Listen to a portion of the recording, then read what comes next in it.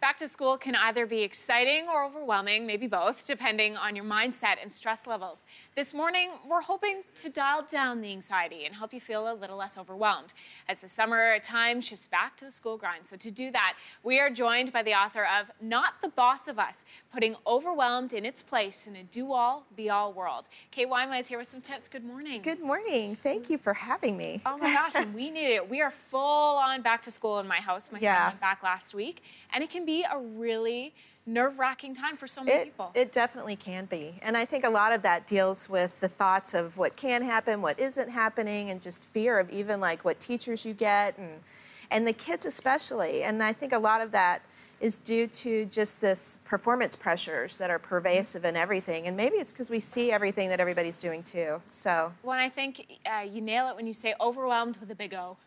Yeah, okay, so to me, it is a big O. It's like overwhelmed as a person that is coming in and it's sort of, and it robs and it steals. And so I was so happy they let me personify it because it's like, you know what, this stuff really isn't the boss of us. It feels like it is. And for years, I've been saying that to my kids and possibly embarrassingly yelling it out the window. But it's like if you can just take overwhelmed, because it exists, and instead of letting it kill us with pressures and stress and even the circumstances, and just add a little truth to it and be overwhelmed by truth instead of the stuff and the pressures and the stress that overwhelm us. And there's so much more power in that. Mm-hmm. So it's like, I don't know why we don't do that and focus on truth instead of the stress. And the stories that we make up in our head that aren't real. Oh, that stresses out so much. Yeah, so like let's say you're walking in and your kid is stressed and there's so much going on with teams or right groups or you know, what classroom you're in or even what outfit you might have on. It's like dial it back and grab some stuff that is true because your kid may or may not make the team.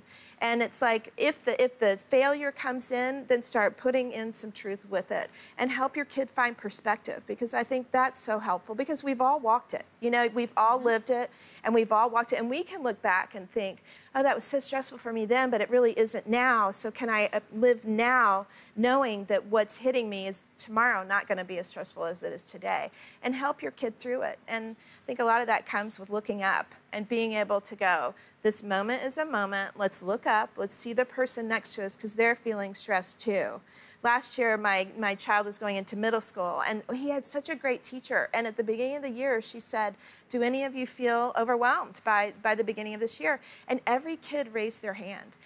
Every kid. And she was so cute because she said, I want you to look around and see whose hands are up.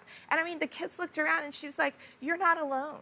And we're going to get through this together. And then she sent an email to the parents going, by the way, you're not alone either. And it was great. And so it allowed everyone to breathe, to gain a little focus, and then start finding the unique gifting and purpose in each one of their kids. Because not every kid is an athlete, even though athletics may be the thing.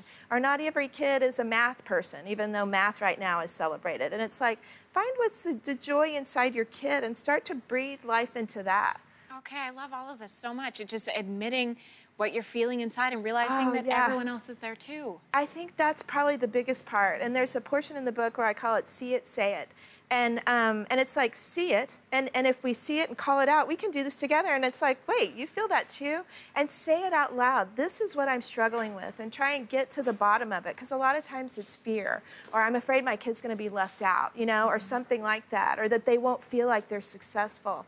And so when you say it, then actually sometimes write it down. I have a friend that writes it down and then writes the truth right next to it so that she can see it, and then do this together. And I think, Kate, I just want to jump in. I think a big one for parents, too, is it's not only the anxiety of the first day of the teachers, but also for kids' body image and self-esteem. Body image is so huge, and especially with girls and boys. That surprised me, the stats on boys feeling that. And in the book, I share a story about swimsuit shopping with my girls, which is always stressful.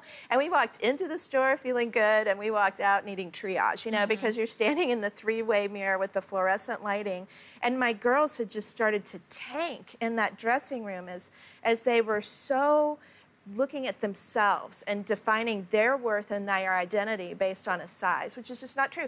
And we happened to be walking out, and there was this little baby in a stroller, and I was like, would you look at that little girl, you know, sucking her pacifier, so happy. And I was like, do you think she even knows what diaper size she's in? And does she care? No clue, doesn't care anything. And it's like we could use a little lesson from that. We could. Well, Kate, thank you so much. There's so much to dive into, and I wish we had more time, but you can find all the answers here in your book, so thank you for being here. Thank you so much for having me.